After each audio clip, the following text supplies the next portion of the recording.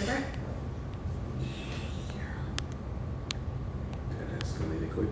Mm-hmm. Very much so.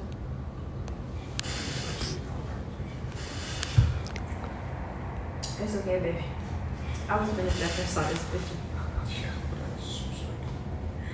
Hey, Courtney.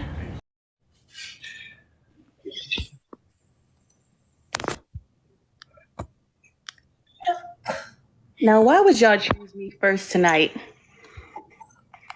Hello? Oh, wait, give me a second. Hello? Hey, hello. Hey. How are you I love your all? hair. Thank you. I love your hair too. Gorgeous. Thank you. How are you all doing tonight? Amazing. How are you? I'm good. Oh, I guess I got to introduce myself, right? Yes, what's your name? Where are you from? So I'm Courtney. I'm from California. I actually live up north, so I'm in the Bay Area. So a little ways from you all. Can you all hear me? Yes. Oh, okay. So I have a couple of questions. Actually, Shanice, I talked to you before on your live, but I have a couple of questions tonight, and I'm not going to front. I've been watching y'all the whole time. Like, I'm invested in you all. Like, I am watching the show. I thought last week was going to be the series finale because y'all didn't come back on. So I'm invested in this. So my first question is for Sean. Hi, Sean. What up? Nothing much. So I have a question about something you said. Well, basically a business question. So you said the other day that you brought in 30K in revenue, right? Sure. You did say that, correct? It was a day you made $30,000. Yep. Is it often that you make $30,000 in a day? I wouldn't say it's uncommon. It's not like it's not uncommon. Okay. I wouldn't say I do that. I wouldn't say I do that every day, but there will never be a time where like I tell either one of my queens, hey, the business did $30,000 today, and they would not be surprised. They'd be like, yeah, it's good. Okay.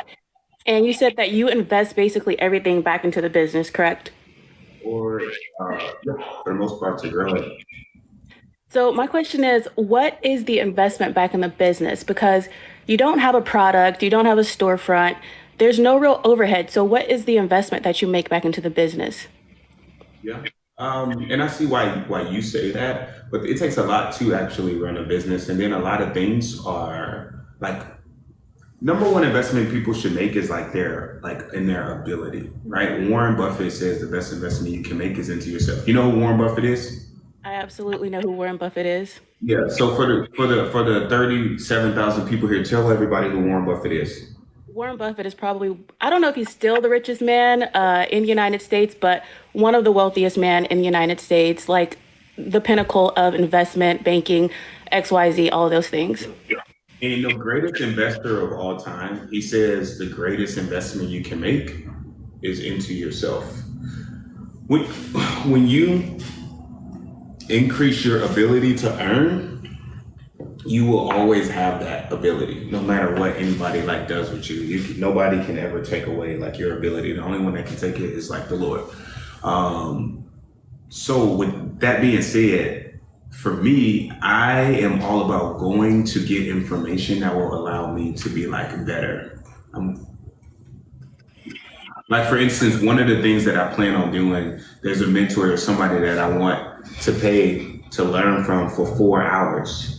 For 4 hours of this person's time, it's $100,000. Some people may think, are you crazy? Why would you spend $100,000 to talk to somebody for 4 hours? But for me, I'm like, that one conversation is going to teach me how to make millions, tens of millions. So it's like worth it. For me, I'm all about increasing my ability to like earn, and to be honest with you, until my business is doing $1 million a month, I'll always consider myself to be very poor, like no matter what. Yeah, I've heard you say that. So that actually leads me to another question. So you obviously believe in education and self-education, and you're willing to invest over $100,000, and I know that's probably a figurative number, but you're willing to invest that amount of money in informal education. So why is it that you are against formal education? Because it costs the same to go get an MBA or JD or something like that. So why not invest in formal education?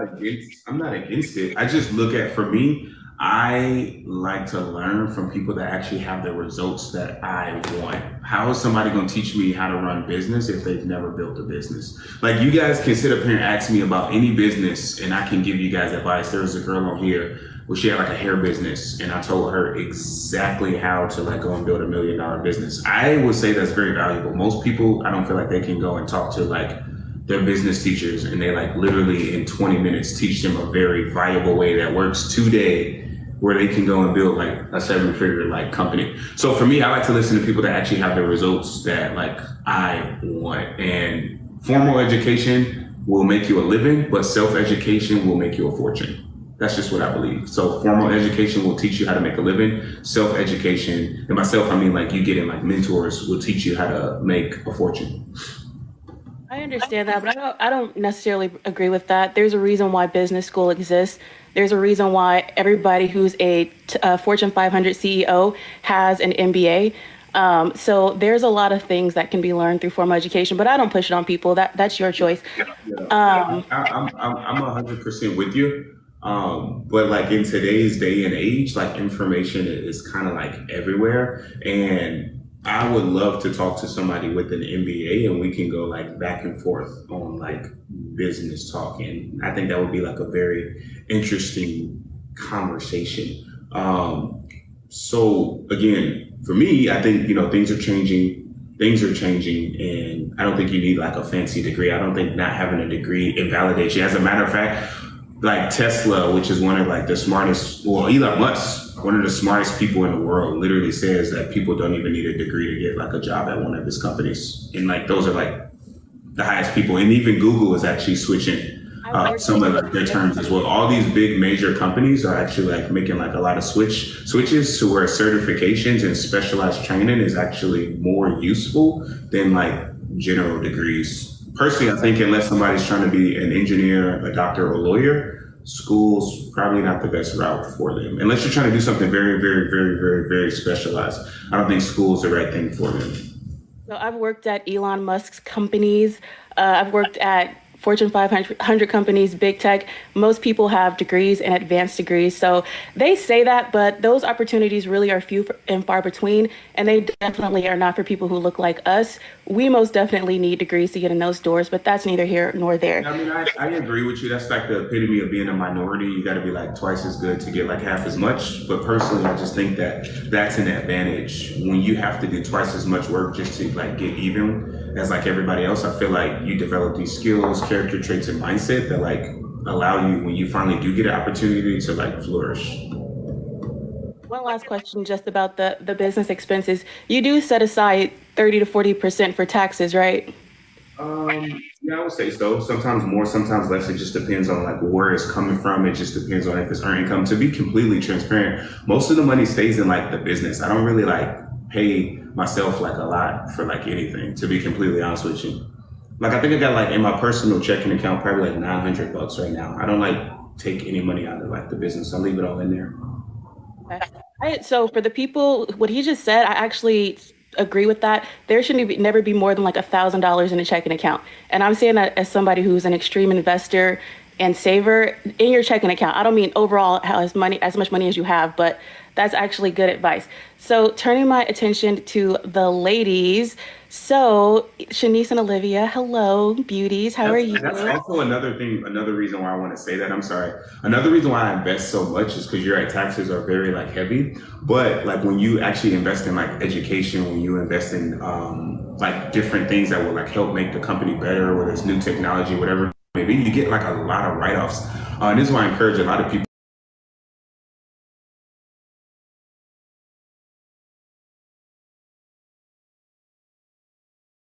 specialists about it, but people will be surprised what they can actually like write off, right? When you guys go get coaches, when you guys go get mentors, most of that stuff is a write-off, which if you planning on making a lot of money, you're gonna need. So the way I look at it is just like, okay, you can either invest that money back into the business and learn to make more money, or you can just try to keep it and just pay like a lot of taxes on it. So Yeah. again, you guys do your research. I'm not a tax specialist. You guys go talk to a tax specialist, but a lot of that stuff, coaching, mentorship, things for the business is like a write-off. That's very true. And I don't give tax advice, but damn near everything you do is you can write off if you have a business. But moving on to the ladies. So I have a question for you all, and I don't mean to be salacious, but Sean did confirm to us that he is still legally bound to another person who is a legal spouse.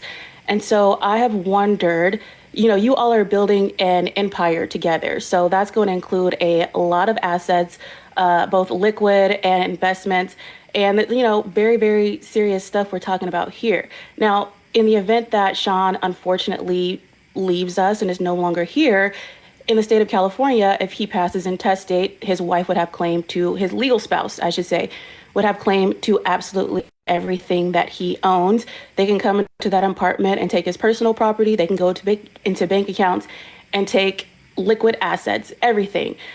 How do you all plan to make sure that that doesn't happen? And also, in the state of California and most states in the almost no, all 50 states, you can only legally marry somebody. So how do you all plan to make sure that you all are covered in the event that Sean is no longer with us? Trust. And that's a question for either of you. A trust. I'm sorry, what was that? A trust. Okay. And have you all started the process of opening a trust? Yes.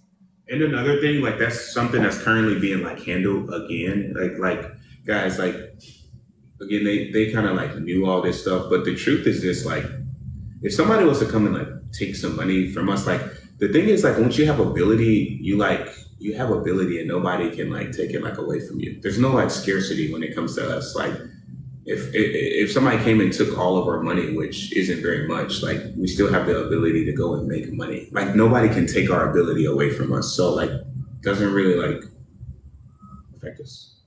Mhm. Okay. So my next question. So trusts are good, revocable trust. You all are young. I'm not advising on here. Never mind. Look up trust people. Y'all know what to do. So next question is for Shanice. So I actually spoke to you on your live and you were so sweet. Not saying that you are not sweet here or whatever, but you were so sweet. But I remember asking you on your live, what are your plans whenever you leave the military, when your contract is up? Like, what do you plan to do? And you had a lot of ideas about yourself in terms of business, and ways that you wanted to grow.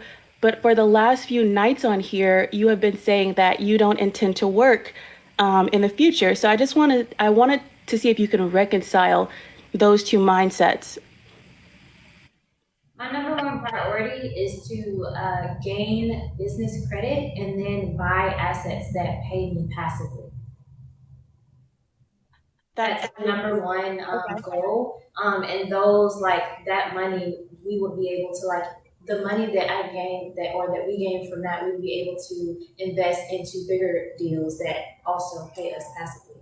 And if and when I so choose to like start a business or make a product or either whatever it may be, then I would be able to do that. That doesn't feel like work to you? Passive assets? You're referring to like passive income? But I mean, in order to maintain that and keep those things in order, like you don't just earn passive income and nothing happens. You have to file taxes. You have to have an accountant. Like you have to stay on top of your investments. Because if you don't stay on top of your investments, you see what's been happening in the last few years where some people, I mean, it even happened to me. I went during a downturn after the pandemic. I mean, everybody's investment portfolios took a little bit of a hit. So these are things that you have to stay on top of. They don't just manage themselves. Yeah. But for me, considering like my lifestyle right now, I have a lot more freedom with my time. Okay. I think I follow. And to mention, like for us, like that people can invest into what they want, the Bitcoin, the stock, they do whatever they want. We like stuff that you can pretty much see, that's real, that you can touch, that like will give you a check every month. I feel like those are the best assets to have, especially when you're first starting off. So So what do you mean like that? What do you mean about things you can touch?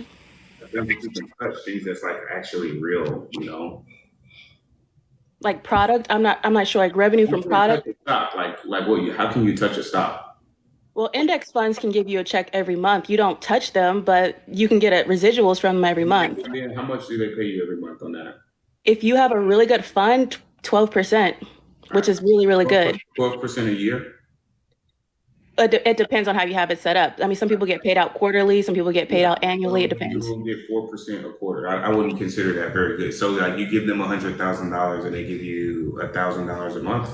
That doesn't sound like the best deal to me. So with that being said, you know, for us, like cash flowing businesses, you know, even if it's something as simple as like a dry cleaners, even if it's, and I don't want to speak for her, I'm just saying like my general strategy, I would like to think, you know, that they're, you know, would like to be kind of like aligned with it.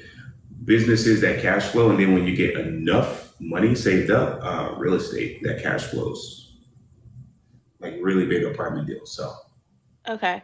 I had one more question, and now I totally spaced on it and forgot what it was. So I think that probably is all of my questions for this is evening. that your hair? This absolutely is my natural hair. Man, your hair is so beautiful. Thank you. Like that is crazy. That is. Could you do that one more time? It is like so bouncy. No. If you won't do it for you, do it for me. No, thank you. It's my hair. I really appreciate the compliment. Please. No.